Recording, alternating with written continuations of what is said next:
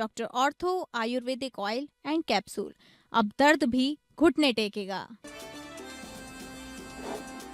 असम में हिमंता बिस्वा शर्मा ने आज दूसरी बार लिया असम के सीएम पद की शपथ। हिमंता के साथ 4 विधायक बने मंत्री। रामेश्वर तेली, अतुल बोरा, चरण बोरो और महिला विधायक अजंता नियोग ने ली मंत्री पद की शपथ। शपथ ग्रहण समारोह में पीएम मोदी मुख्य अतिथि के रूप में हुए शामिल। बंगाल के सीएम शुवेंदु अधिकारी के पीए चंद्रनाथ रथ हत्याकांड की जांच करेगी सीबीआई। बंगाल पुलिस ने खुद सीबीआई जांच की सिफारिश की। सीबीआई आज से बंगाल पुलिस से जांच का जिम्मा लेगी। उधर चंद्रनाथ रथ हत्याकांड में बंगाल पुलिस की एसटीएफ ने 3 आरोपियों को किया है गिरफ्तार। बंगाल में शुवेंदु अधिकारी की पहली कैबिनेट बैठक में 6 बड़े फैसले। बॉर्डर पर बीएसएफ को जमीन देने का ऐलान। बंगाल में आयुष्मान भारत की शुरुआत। बेटी बचाओ बेटी पढ़ाओ और उज्ज्वला योजना तेजी से होगी लागू।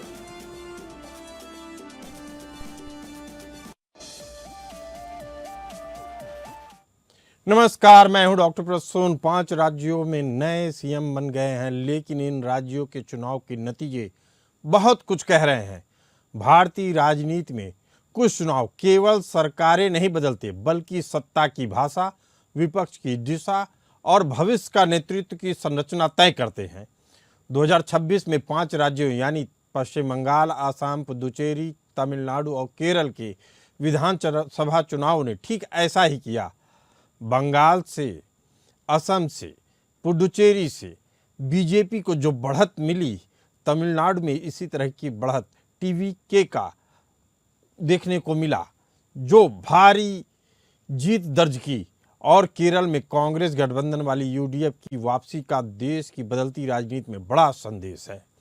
आपको बता दें कि 2026 के चुनाव में भारतीय राजनीति में 3 बड़े परिवर्तन स्पष्ट हैं। पहला, बीजेपी अब केवल विचारधारा नहीं बल्कि पूर्णकालिक राजनीतिक संरचना बन चुकी है। दूसरा, कांग्रेस का संकट अब अस्थायी नहीं बल्कि स्ट्रक्चरल दिखाई देने लगा है। तीसरा, टीवी के जैसे नए प्रयोग बता रहे हैं कि भारतीय राजनीति में अभी भी नई शक्तियों के लिए जगह बनी हुई है। सबसे महत्वपूर्ण बदलाव यह है कि भारतीय राजनीति अब केवल दिल्ली बनाम राज्यों की राजनीति तक सीमित नहीं रह गई है। इन चुनावों के बाद सबसे बड़ा निष्कर्ष यह निकाला जा सकता है कि भारतीय जनता पार्टी अब केवल चुनाव जीतने वाली पार्टी नहीं रही, बल्कि वह हिंदुत्व को लेकर भारत की सबसे आक्रामक राजनीतिक संरचना में बदल चुकी है। बीजेपी की रणनीति अब केवल हिंदुत्व या मोदी की लोकप्रियता तक सीमित नहीं है, वह हर राज्य के सामाजिक समीकरण को स्थानीय नेतृत्व के साथ जोड़कर अलग अलग राजनीतिक मॉडल तैयार कर रही है। दूसरी तरफ कांग्रेस का संकट और गहरा गया है।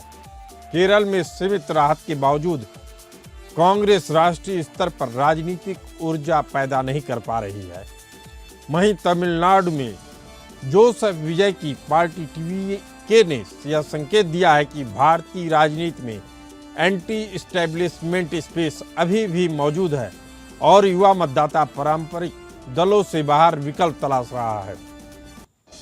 इन चुनावों में केवल सीटों के आंकड़ों को समझना पर्याप्त नहीं होगा, बल्कि यह चुनाव वास्तव में पीएम नरेंद्र मोदी, गृह मंत्री अमित शाह, योगी आदित्यनाथ, हेमंत बिस्वा शर्मा, शुवेंदु अधिकारी, ममता बनर्जी, राहुल गांधी और जोसेफ विजय के राजनीतिक भविष्य का भी जनमत रहा है। बंगाल का चुनाव बीजेपी के लिए एक राज्य जीतने का मामला बस नहीं है, यह उस वैचारिक लड़ाई का हिस्सा रहा जिसमें बीजेपी पिछले 1 दशक से बंगाल की राजनीतिक संस्कृति को बदलने की कोशिश कर रही थी। 2014 से पहले बंगाल बीजेपी के लिए लगभग राजनीतिक रेगिस्तान था, लेकिन 2026 तक आते आते बीजेपी ने खुद को वहां का सत्ता का सबसे बड़ा दावेदार साबित कर दिया। बंगाल में यह परिवर्तन अचानक नहीं हुआ, बल्कि इसके पीछे लंबी सामाजिक इंजीनियरिंग, बूथ प्रबंधन और वैचारिक ध्रुवीकरण की रणनीति रही। शुवेंदु अधिकारी इस चुनाव में सबसे महत्वपूर्ण क्षेत्रीय चेहरे बनकर उभरे। बीजेपी की नई धुरी बनकर उभरे हैं शुवेंदु अधिकारी ने पहली बार पार्टी को स्थानीय राजनीतिक चेहरा दिया। शुवेंदु की सबसे बड़ी सफलता यह रही कि उन्होंने बीजेपी को उत्तर भारतीय पार्टी वाली छवि से बाहर निकालने की कोशिश की, बंगाल की राजनीति को वाम बनाम तृणमूल की पुरानी रेखा से हटाकर पहचान आधारित राजनीति में बदल दिया। बात करें ममता बनर्जी की, तो ममता बनर्जी की राजनीति हमेशा से प्रतिरोध की राजनीति रही, लेकिन लंबे शासन के बाद वही तृणमूल कांग्रेस अब सत्ता संरचना का प्रतीक बन गई। 2026 में ममता की सबसे बड़ी समस्या बीजेपी नहीं बल्कि शासन से उपजी थकान थी।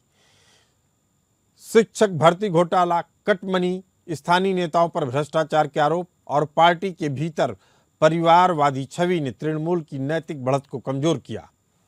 आपको बता दें कि ममता की राजनीति का संकट यह है कि उनकी पार्टी अब पूरी तरह से उनके व्यक्तित्व पर निर्भर है। अभिषेक बनर्जी संगठन चला सकते हैं, पर ममता जैसी जन स्वीकृति अभी उनके पास नहीं है।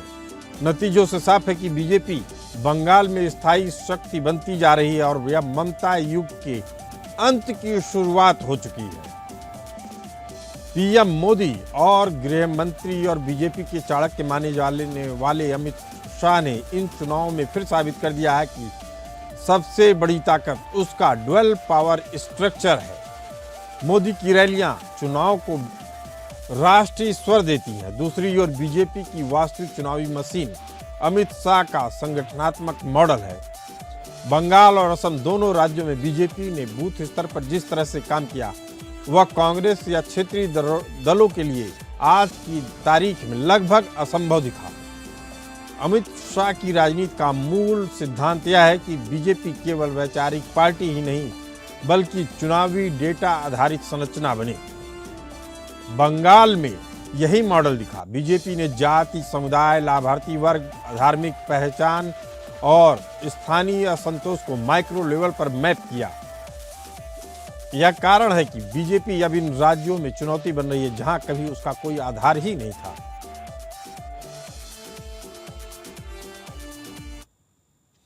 असम में बीजेपी लगातार तीसरी बार जीत दर्ज की।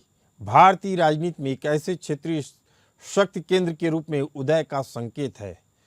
जीत का सबसे बड़ा चेहरा हेमंता बिस्वा शर्मा रहे। हेमंता की राजनीति को केवल हिंदुत्व के दायरे में समझना गलत होगा। हेमंता ने असम में स्थानीय राष्ट्रवाद और प्रशासनिक आक्रामकता का मिश्रण तैयार किया। अवैध घुसपैठ, भूमि अतिक्रमण, मदरसा नीति, एनआरसी जैसे मुद्दों को उन्होंने असमिया अस्मिता से जोड़ दिया। बीजेपी के भीतर हेमंता बिस्वा शर्मा अब केवल मुख्यमंत्री नहीं रहे, वे बीजेपी की दूसरी पीढ़ी के संभावित राष्ट्रीय चेहरों में गिने जा सकते हैं। असम के सीएम हेमंता की सबसे बड़ी ताकत यह है कि वे बीजेपी की विचारधारा को स्थानीय भाषा में अनुवाद कर देते हैं। भविष्य में बीजेपी मोदी के बाद क्षेत्रीय चेहरों को राष्ट्रीय राजनीति में बड़ी भूमिका देती है तो हेमंता उस सूची में बेहद ऊपर होंगे। हेमंता बिस्वा शर्मा की राजनीति अत्यंत आक्रामक, त्वरित प्रक्रिया वाली और मीडिया केंद्रित है। राहुल गांधी की शैली की अपेक्षाकृत धीमी और वैचारिक है। असम सहित पूरे देश में राहुल गांधी की राजनीति अभी भी नैरेटिव आधारित राजनीति है। वे संविधान, लोकतंत्र और सामाजिक न्याय की तो बात करते हैं लेकिन स्थानीय मुद्दों से कटे दिखते हैं। राहुल गांधी असम जैसे राज्यों में बीजेपी ने चुनाव को पहचान और सुरक्षा के मुद्दे पर केंद्रित कर दिया। कांग्रेस यहाँ रक्षात्मक दिखी। यही कारण है कि कांग्रेस असम में वैकल्पिक ऊर्जा ही पैदा नहीं कर सकी। तमिलनाडु का चुनाव सबसे दिलचस्प राजनीतिक प्रयोग साबित हुआ। जोसेफ विजय की पार्टी तमिलगा वेट्री कड़गम ने पहली बार चुनाव लड़ते हुए तमिल राजनीति की पारंपरिक धुरी को चुनौती दी। यह केवल फिल्म स्टार की लोकप्रियता नहीं थी। टीवीके का उभार वास्तव में तमिल समाज में राजनीतिक थकान का परिणाम था। डीएमके और एआईएडीएमके दोनों लंबे समय से सत्ता की राजनीति में उलझे दिखाई दे रहे थे। युवा मतदाता वैकल्पिक भाषा चाहता था। विजय ने खुद को नैतिक राजनीति और युवा राजनीति के प्रतीक के तौर पर पेश किया और स्थापित भी किया। टीवीके की सबसे बड़ी ताकत उसका नॉन आइडियोलॉजिकल स्पेस है। वह पूरी तरह से द्रविड़ राजनीति के खिलाफ नहीं लेकिन उसकी पारंपरिक भाषा भी नहीं बोलती है। टीवीके बीजेपी की तरह हिंदुत्व राजनीति नहीं करती लेकिन राष्ट्रवाद का विरोध भी नहीं करती। यानी टीवीके ने खुद को सॉफ्ट तमिल अस्मिता एंटी करप्शन और युवा आकांक्षा के मिश्रण के रूप में स्थापित करने की कोशिश की। बीजेपी की सबसे बड़ी चुनौती यही है कि तमिलनाडु में उसकी विचारधारा को अभी भी उत्तर भारतीय सांस्कृतिक परियोजना के रूप में देखा जाता है। द्रविड़ राजनीति ने दशकों से सामाजिक पहचान, न्याय, भाषा, क्षेत्रीय पहचान को मजबूत राजनीतिक आधार बनाया है। बीजेपी यहाँ अभी भी वैचारिक स्वीकार्यता के लिए संघर्ष करती दिख रही है। हालांकि बीजेपी का वोट बढ़ रहा है, लेकिन वह व्यापक सामाजिक संगठन नहीं बना सकी है। पुडुचेरी का चुनाव आकार में भले से ही छोटा हो, लेकिन उसका राजनीतिक संदेश बेहद बड़ा है। पुडुचेरी बीजेपी के उस नए मॉडल का उदाहरण है, जहां पार्टी स्थानीय सहयोगियों को पूरी तरह से खत्म करने की बजाय उन्हें नियंत्रित साझेदार के रूप में इस्तेमाल करती है। बीजेपी ने सीधा प्रभुत्व स्थापित करने की कोशिश नहीं की, बल्कि गठबंधन के जरिए सत्ता संरचना में अपनी केंद्रीय भूमिका सुनिश्चित की। यह मॉडल भविष्य में दक्षिण भारत में बीजेपी की रणनीति का बड़ा हिस्सा बनेगी। योगी आदित्यनाथ अब बीजेपी के कोर हिंदुत्व चेहरे के रूप में स्थापित हो चुके हैं। बंगाल और असम में उनके तेजस्वी भाषणों ने बीजेपी के प्रतिबद्ध वोटर्स को बीजेपी के लिए प्रतिबद्ध किया। हालांकि बीजेपी अभी भी मोदी केंद्रित पार्टी है, लेकिन योगी की बढ़ती लोकप्रियता पार्टी की भविष्य संरचना को जरूर प्रभावित कर सकती है। इसी मुद्दे पर चर्चा करने के लिए हमारे साथ मौजूद हैं उमेश चतुर्वेदी जी, सलाहकार प्रसार भारती, और विनय Rai ji, managing editor APN news. आप दोनों मेहमानों का स्वागत है। हाँ, उमेश चतुर्वेदी जी, असम में हेमंता बिस्वा शर्मा और बंगाल में शुवेंदु अधिकारी, इनका सीएम बनना और इनकी जो स्थानीय स्तर पर ताकत है, क्या भविष्य में अन्य राज्यों में भी बीजेपी का केंद्रीय नेतृत्व इसी तरह से पावरफुल क्षेत्रीय छत्रपों को पावरफुल करेगा? क्या यह पावर सेंटर का शिफ्ट है? नहीं, ये पावर सेंटर का शिफ्ट नहीं है, ये प्रक्रिया का शिफ्ट है और ये परंपरा का शिफ्ट है। कि अभी तक आप देखेंगे भारतीय जनता पार्टी 6 अप्रैल 1980 को बनी है, उसके बाद से ऐसा नहीं है कि ये पहली बार ये लोग नेता आए हैं बाहर से आकर के शामिल हुए हैं, लेकिन ये है कि पहले जो बाहर से आए हुए नेता होते थे उनको कम से कम नंबर 1 वाला पद तो नहीं दिया जाता था। इसके बाद पहली बार आप देखेंगे तो मणिपुर के जो मुख्यमंत्री हैं बीरेंद्र सिंह, वो दिखते हैं आपको। लेकिन मणिपुर चूंकि छोटा राज्य है, ठीक है, इन दिनों अशांति की वजह से ज्यादा चर्चा में, तो उस पर बहुत ज्यादा ध्यान नहीं गया। आप देखिए ना, पेमा खांडू भी बाहरी ही है, वो भी संघ के स्वयंसेवक या भारतीय जनता पार्टी के ग्रास रूट वर्कर्स के से उभर के नहीं आए, जो अरुणाचल के मुख्यमंत्री हैं। तो ये भी रहे हैं, लेकिन इन सबके बीच में हेमंत बिस्वा शर्मा बड़ी तेजी से उभरते हैं। और आप याद कीजिए, जब 2016 में पहली बार सरकार बनी थी असम में, तो भारतीय जनता पार्टी ने अपने कार्यकर्ता सर्बानंद सोनोवाल को मुख्यमंत्री बनाया था।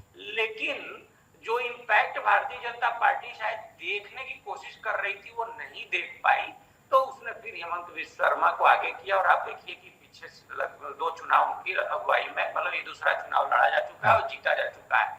तो ये पावर शिफ्टिंग नहीं है, ये प्रक्रिया और परंपरा की शिफ्टिंग है।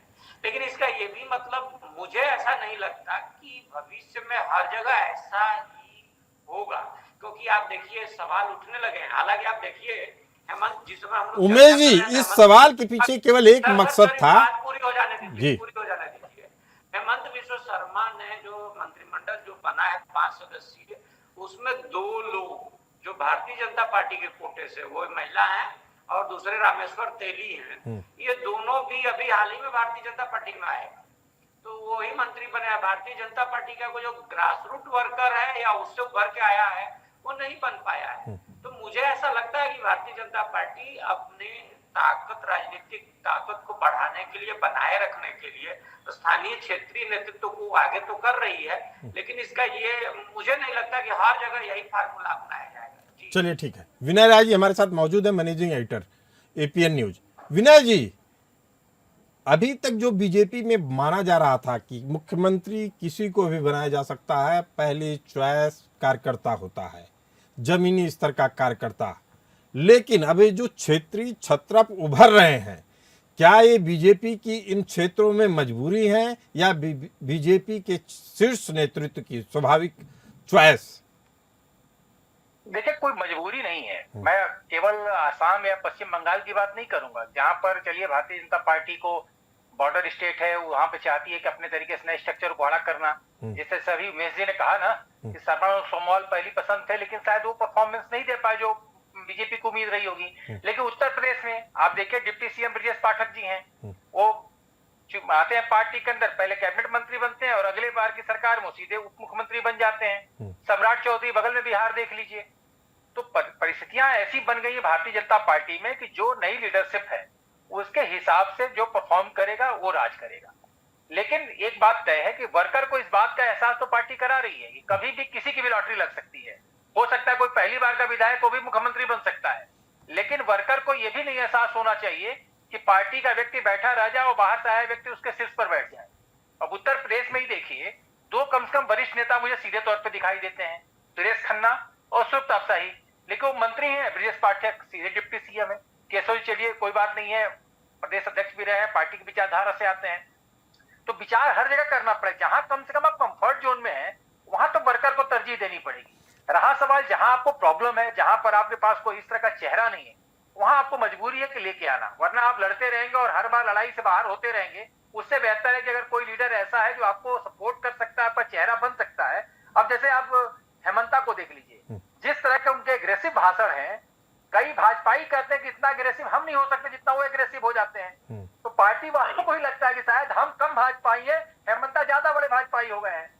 अब हम क्या कैसे इस परिस्थिति को जितनी तेजी से अडॉप्ट किया हेमंता ने, शायद विनय जी, शायद यही कारण है कि कई बार मीडिया पे भी आरोप लग जाता है कि जिस राष्ट्रवाद की बात करते हैं वो राष्ट्रवाद अगर मीडिया को भी सूट करने लगता है तो उनको मीडिया वालों पे आरोप लगते हैं कि ये ज़्यादा भाजपाई हो चुके हैं। चर्चा कर रहे हैं कि जो 5 राज्यों के जो चुनाव हुए हैं, जनमत का क्या संदेश है।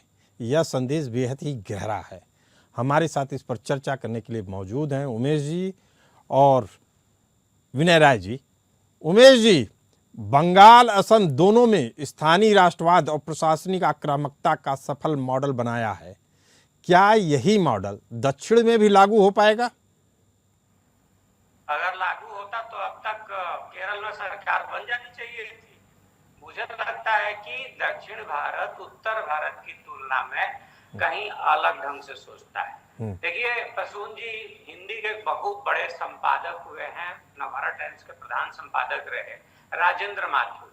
उनका एक बड़ा मशहूर लेख है विंध्य के पार की संस्कृति। तो विंध्य के पार मतलब जब नीचे जाते हैं ना, तो वहां का कल्चर उत्तर की संस्कृति से अलग हो जाता है। तो आप देखेंगे कि भारतीय जनता पार्टी अभी वहां के कल्चर को अभी तक एक तरह से सर्च करने की कोशिश कर रही है कि किस तरह से वो वहां अपना पैर जमा पाएगी।